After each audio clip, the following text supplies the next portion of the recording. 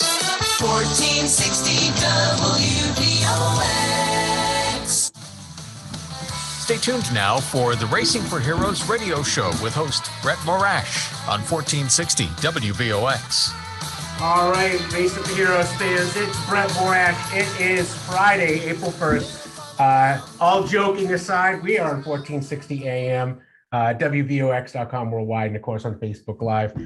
We will not be having any fun today on April 1st, though, at anyone's expense, because we have Johnny Moore, driver of the number 57 car in the Carolina Outlaw Super Street Series, H&F Performance car, and he goes by the Milkman. So, Johnny, are you on the line? Yes, sir, I'm here. All right. Well, listen, I think that everyone in the studio wants to know, why the Milkman? I've been working for Pet Dairies for 27 years. I am the Milkman. You are literally the Milkman. And do they give you a hard time sometimes? Be like, don't cry over spilled milk or stuff like that when you have like a bad race? Oh, yes, sir. That's awesome. That's awesome. So tell us a little bit about, it's a 57 car, right? Is the one you're driving? Yes. Yep. So, yes, sir, that's correct. Yeah. So tell us a little bit about the 57 car. What's going on this year? We've been struggling the last couple of years. We just got a new car last year. Chris Radford from Club 69 Race Cars has helped me a lot. Matter of fact, I took the car to him over the winter, and he went over it a little bit for me. And first time out, we went a race. Oh, wow. Okay. It's got H&F racing engines out of Wilson, North Carolina. Mr. Doug is a fine fella. He gives me good horsepower. Just everything come together. Everything's got to work together. Well, H&F's an amazing organization. I mean, they produce a ton of stuff. I mean, obviously engines, but they're just, what a great sponsor. Yes, sir. Yeah. So tell us about the engine. Like, what is it? What do you have in your car? 358 cubic inches. Bottom end's open. Got certain heads we have to run. Carburetor's open, so it's pretty much open. And this day and time, you got to have all you can get, because the guys that run this series they're very stout each and every week. I'd like to thank JD for him and his team for putting this series on, giving us a series to race, because this class about folded a couple of years ago, and they got together and made a series. It gives us, something to look forward to, and something we can do that we enjoy week in and week out. Well, I think we all have to thank JD Gunther for that, because it's really JD's hard work in the background, and his wife helping out as well, making it happen. Sir. So, because you're right though, like the list of rules for the Carolina Outlaw Super Street Series is actually pretty big. In fact, if you go to the Facebook page, it's like if you print it out, it's like 5 pages. But I think it does. Sir. But I think it keeps the racing fair. Yes, sir. It's a competitive series. And they've got certain tires that we can run, like right here toward the beginning of the year, they're trying to cut costs down. They got it where we can run any left front. We usually have to run Hoosiers all the way around 1350s, but they're trying to do what they can do to help with the cost of racing and give us a series to race and do what we love to do. Yeah, for sure. And now let me ask you this: are you on leaf springs on your car, or are you? Yes, sir. Yeah. Yes, sir. I'm a leaf spring car. We run against coil spring cars, the 3 lengths, and it goes to show that the leaf springs can't compete with them. And the way I feel about that situation is, if you think if the coil spring car is better, get you a coil spring car. Yep. But I think last year in this series, leaf spring car won 5 races. It was pretty competitive across the board. But like Saturday night, I couldn't do nothing wrong with 2 to go. My motor started acting up a little bit, but it was just my night. And it does go to show, if you get the leaf spring car right, it can compete with any of them. We had Benji Thompson was there, Chris Powers, not leaving nobody else out, but those 2 were right there with me, and they're very competitive week in and week out, and they're close. They are a 3-lane car.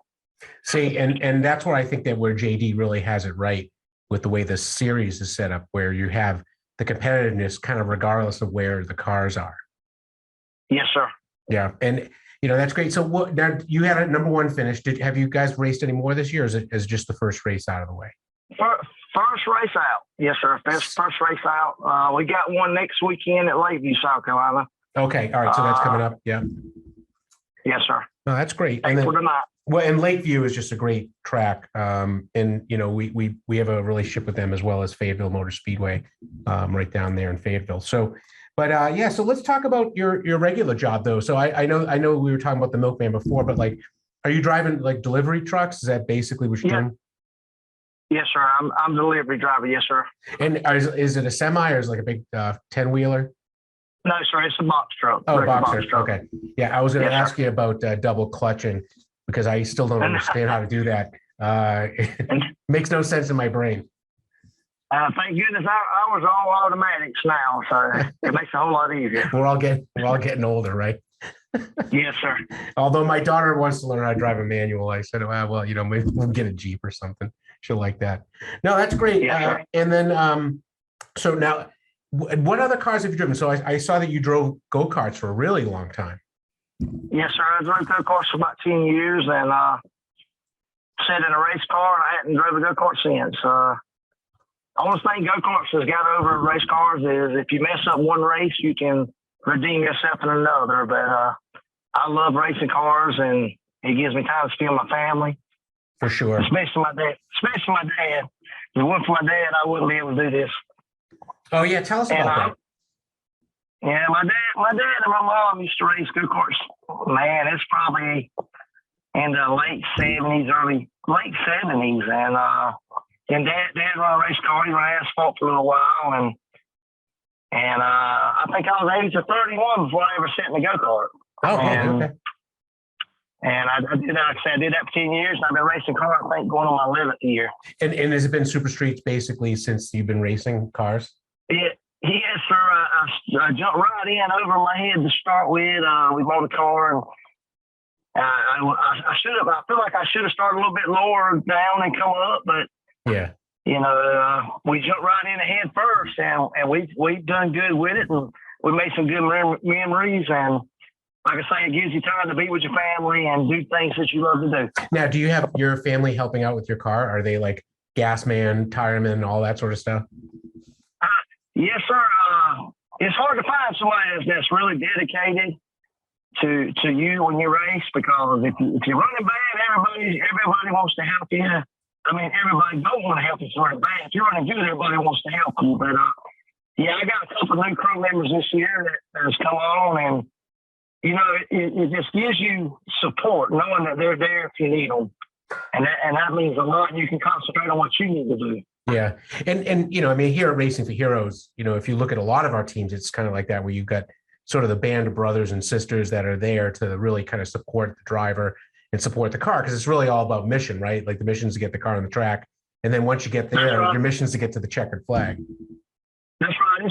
It's all about one goal, and that's winning. But, like this past week or last week, we talked all week about getting our picture took. We were practicing our smile. And really, you know, I feel like if you go to the racetrack and you already thinking that you can't win, and you need to stay down. I mean, you got to have a positive attitude, because you get out of what you put in it. Oh, you know, if 100%. If you go defeated, then you're already defeated before you get there.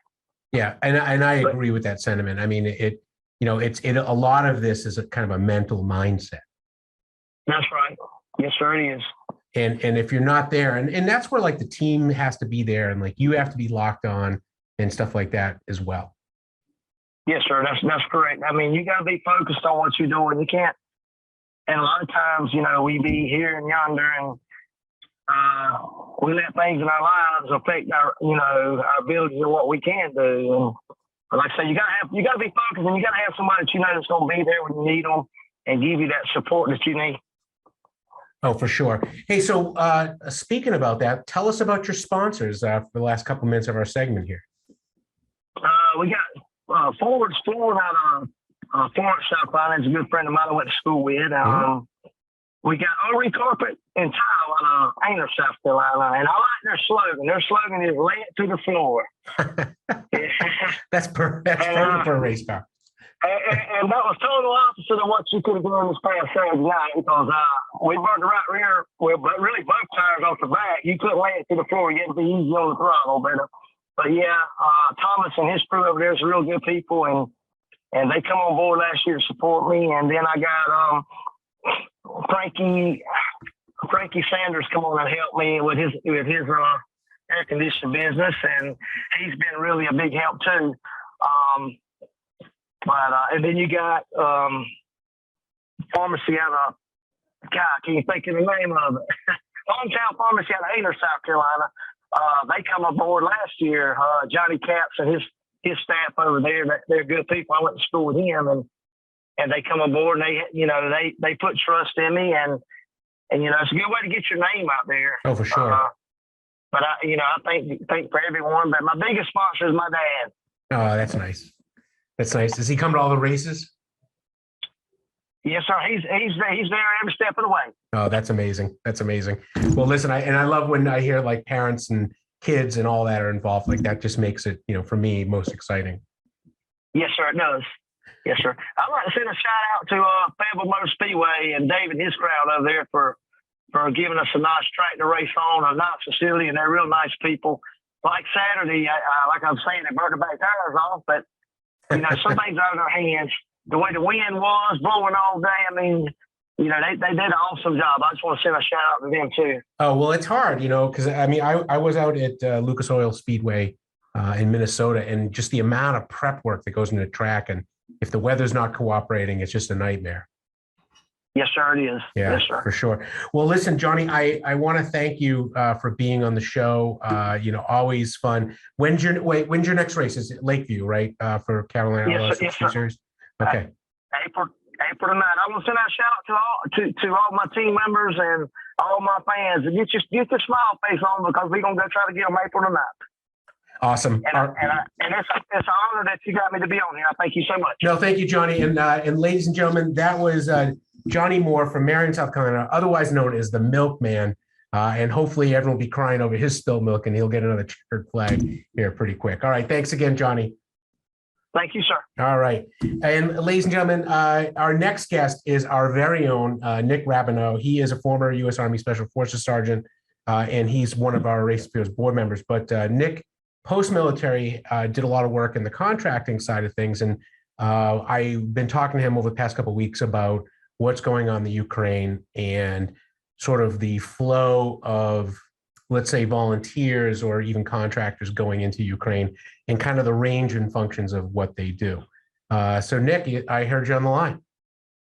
Hey, Brett, how you doing? Thanks for having me on. I'm doing great. Now, listen, I think when people hear contractors, right, they kind of in their mind's eye, they think of what's that movie with Dolph Lundgren and those guys, like the Untouchables or something like that, or the Expendables. I mean, everyone thinks like that's like mercenaries and contractors, right? But in reality, it's so much more, right? There's a lot of other stuff going on. It's like base support operations and logistics and medical and all that sort of stuff is going on, right? Yes, sir. Yeah, within the contracting realm, I would say about 90% of the contractors that actually work overseas, they provide life support type necessities, whether it's food, water, housing, medical, and that 10% is more of the operational aspect with security and whatnot. Yes, you're right. Huh. And so, what have you seen any of that yet in happening going into the Ukraine, where they're kind of looking for folks that had that special skill set? Because obviously with the US coming off of 20 years of conflict in Afghanistan in particular, there's a lot of base operations support or BOSS contracts that were out there to provide that stuff. I mean, are you seeing friends of yours go into the business here in the Ukraine yet?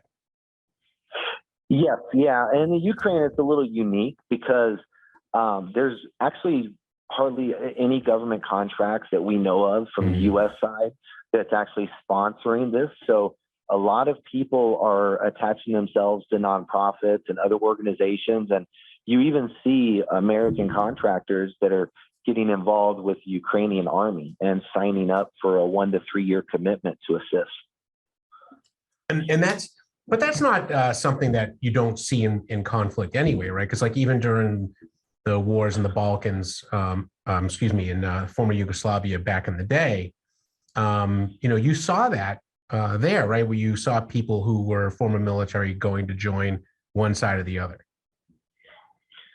Correct. Yeah. Yeah. I mean, if you look at any other location like the Iraq War, for instance, we worked as government contractors for Department of Defense and Department of State contracts, and everything was sponsored through them. DBA insurance was established for people, and in the event that something happened. And now that you kind of have a free for all, so to speak, over there in Ukraine, part of it is because nobody is really stepping up and establishing guidelines and contract to support them. Everybody is almost like providing support from afar, providing equipment and medical, but nobody's really stepping up and saying, we are going to align with you and we're going to assist you on this movement and we're going to come into Ukraine and support you in all aspects. Yeah. And I think that's part of the problem, but that's why you're saying like there's a number of nonprofits out there that are providing that sort of conduit to get folks in country that has specific skill sets. Yes, and it's interesting because, you know, you're pulling on heartstrings of contractors, people that were in the military. They've been to numerous countries, Iraq, Afghanistan, Syria, supporting all of these other countries and assisting them in time of need, you know, like in the Green Berets, as we say, free the oppressed. That's what it's about. It's about helping people that need it the most. And in this situation, Ukraine is screaming on the news for help. And you have guys like us that are contractors that are raising their hands, going over and helping in any capacity. Yeah, and I think that you know, A, is obviously testament to the individuals who are willing to do that. But two is that, you know, I think that the, you know, current administration, I think that certainly the NATO countries are in sort of a tough position because, you know, they're worried about the escalation piece there. So, you know, I don't think that there's any fix for that. I mean, the previous show that was on, they were talking about that as well. And, you know, I heard one of the callers talking about how like we're not doing enough, and it's like, yeah, but, you know, what's the next step here? And, you know, I think that that's the challenge that we're all kind of struggling with. You're right. Yeah, it's a double-edged sword. If we commit too much and become too much of the offensive force, so to speak, then this is going to open Pandora's box. And I hate to say the word World War III because it's so cliche, but yeah, that's the talk. But and the other side of it, if we sit back and do nothing, and Russia does continue pushing through, you're going to have Poland and all these other countries, and eventually Europe that's going to have these issues on their hands, and we're going to end up becoming more aggressive to deal with it at that point. But I almost wonder if that's going to be too late.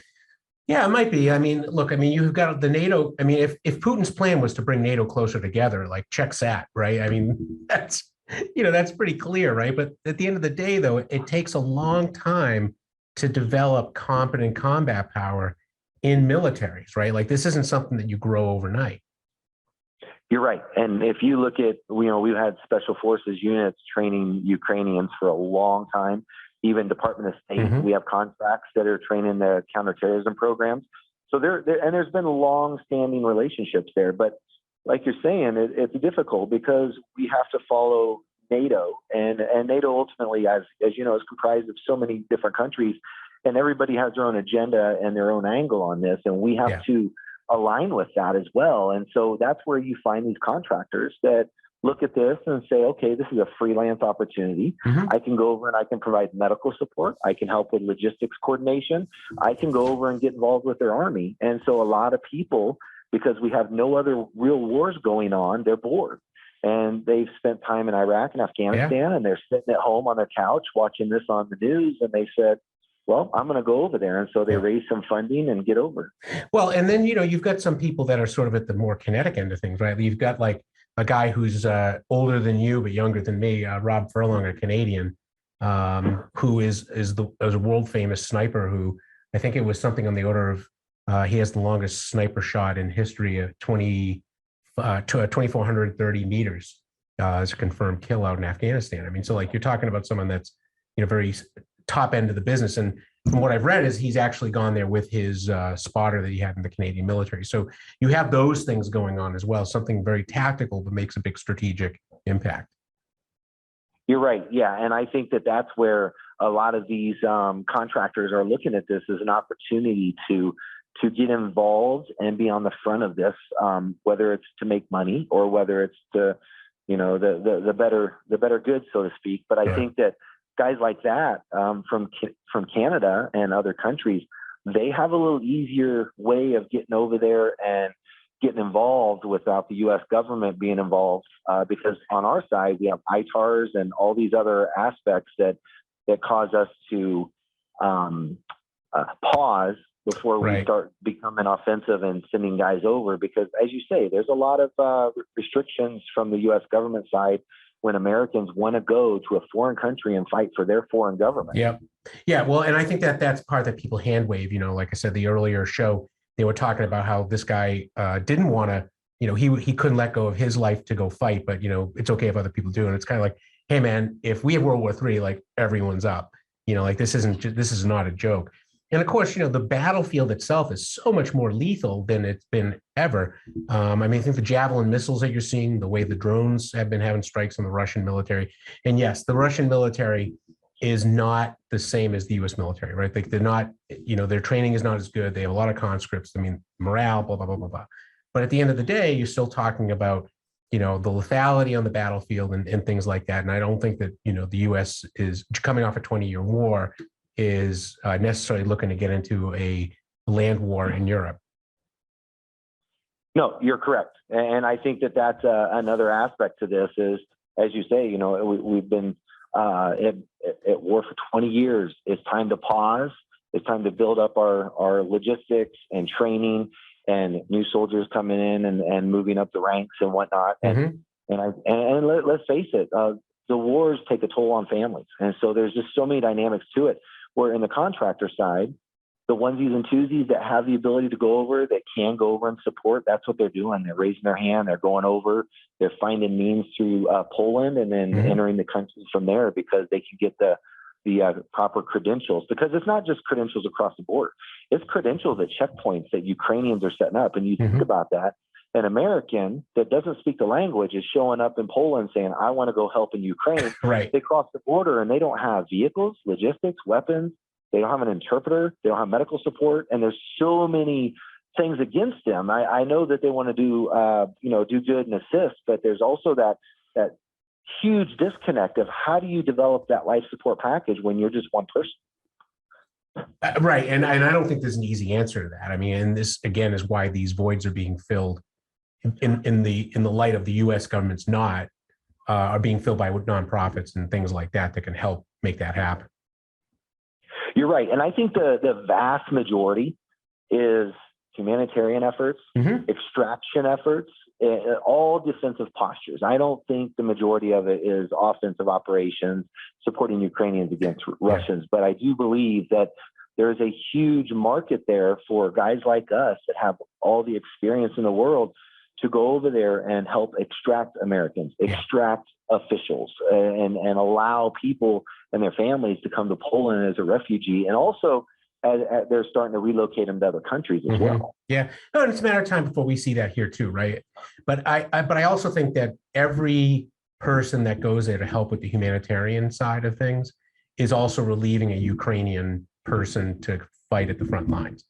And I think that that's an important kind of takeaway for this as well, is that this support is practical and it is making a difference. Oh yes, definitely. And everybody that donates to the cause, I'm a firm believer that money is being well spent on those projects as you're speaking of. And I think that when you take into account all of these Ukrainians, all the males that want to fight, that want to go on the front line, and they just need somebody to take care of their wife and kids, to get them out of country, to take care of them on life support.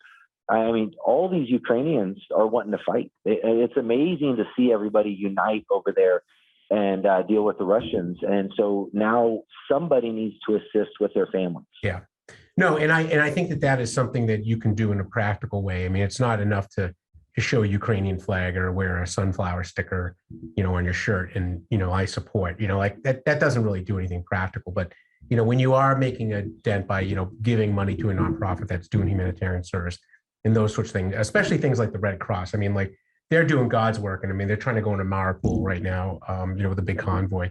So, those are sort of things. And I would just caution everyone out there, if you're listening and, are inspired to make a donation, do it to something like the Red Cross, something that where you know that that dollar is going to be used at, you know, the real tip of the spear, helping people who really need it. Yeah, you're right. And there's so many nonprofits out there that scrape to make a difference and that need those donations. And I think that right now is a time where a lot of people are being giving. I see a lot of donations flowing through Fox News. There's so many organizations out there that are doing such a good job.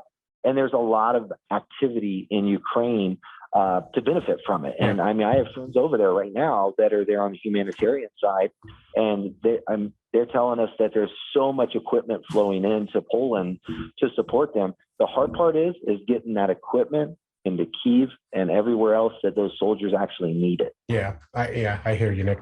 Well, Nick, unfortunately, that is the end of our show. I'm sure we could talk for like another 2 hours, but Racing for Heroes Radio is only 30 minutes, so there we are. Nick, thanks for being on the show. I hope you're feeling better. You certainly sound better, and I will talk to you soon. Okay, brother? Thank you, sir. Have a good one. All right. Well, ladies and gentlemen, that was Racing for Heroes Radio. Check us out on www.racingforheroes.org. We'll be back next week here in 1460 on your AM dial or WVX.com, and of course on Facebook Live. And with that, we'll leave you with a little further down the road by the real Doug Lane. Thanks, everyone. And cue the song. There we go.